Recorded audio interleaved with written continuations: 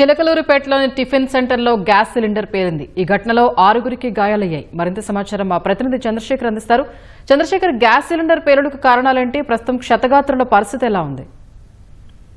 పల్నాడు జిల్లా చిలకలూరుపేట భావన ఋషినగర్ మొదటి లైన్ లోని ఒక టిఫిన్ సెంటర్ లో ఇవాళ ఉదయం గ్యాస్ సిలిండర్ పేలింది. ఈ ఘటనలో 6 మంది గాయపడ్డారు.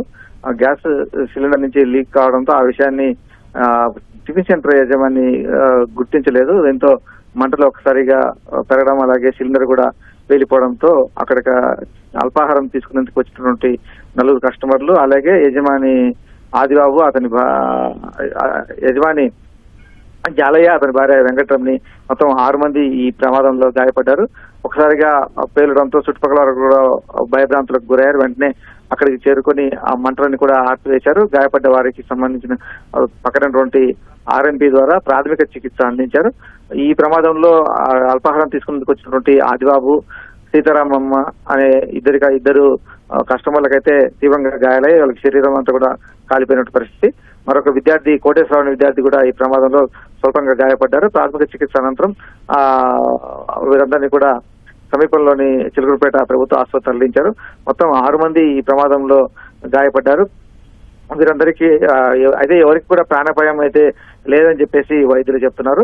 ఇద్దరికి మాత్రం తీవ్రంగా గాయాలయ్యాయి. ఎందుకంటే ఆ సిలిండర్ సమీపంలోనే వారు ఉండడం, మంటలు ఒకసారిగా రావడంతో వారు ఆ మంటలు తప్పించుకోవడం వీలు కాలేదు. దీంతో శరీరం వారికి ఎక్కువగా కాలిపోయినటువంటి పరిస్థితి.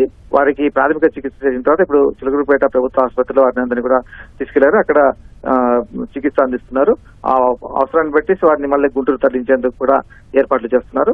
అయితే ఒకసారిగా ఈ సిలిండర్ పేలడంతో అందరూ కూడా ఆ చుట్టుపక్కల అందరూ కూడా ఆందోళనకు గురయ్యారు.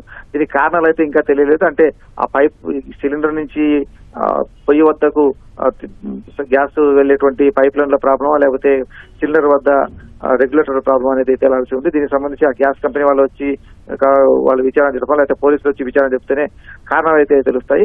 ప్రస్తుతం అయితే ఆ సిలిండర్ పేరడం వల్ల అయితే 6 మంది గాయాలయ్యారు. వారికి ఇద్దరికి తీవ్ర గాయాలయ్యాయి. అతనికి కూడా ఆసుపత్రి చికిత్స తీసుకుంటున్నారు. స్వప్న, ధన్యవాదాలు చంద్రశేఖర్.